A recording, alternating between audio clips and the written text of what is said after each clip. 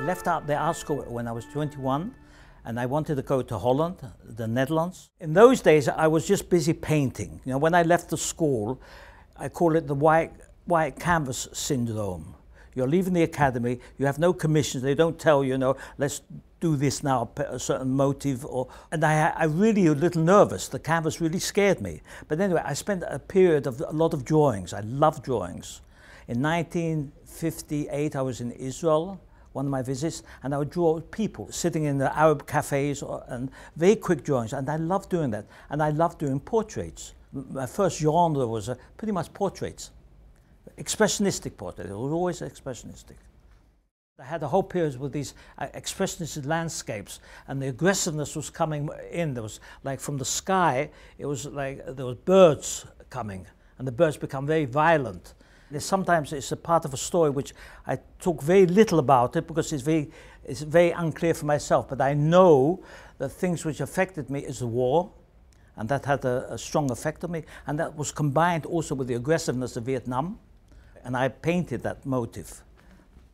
My paintings were getting what I would call muddier, So I thought, I must stop this. And I went to a graphic studio. You paid very little money and you had the help of people, and I went back to etching. The next period was silk screens.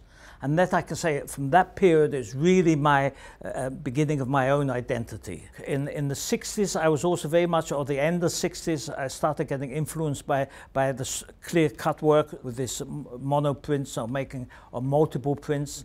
I started my first graphics, my first black, red, and white, very constructive. I think it was in the 80s I started using a lot of enamel plates, which I just liked the technique. In over 100 years, that color would be the same. I think that was the beginning of thinking three-dimensional work. I think I very rarely just made a sculpture without making drawings. So basically the first is drawings. And one of my facets in the art, and maybe still is to a certain extent, things change, is the two-dimensional and the three-dimensional.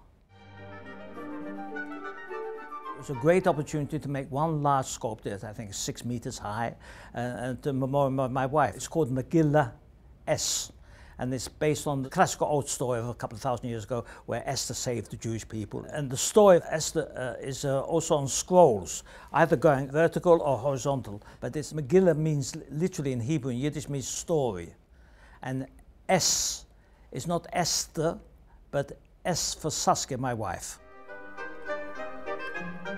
It's an exciting project. The university was interested in making a retrospective of my work. What I was surprised myself that I've saved so many of these old paintings and these works on paper which I haven't seen for so many years. So I donated so many paintings which will be permanent.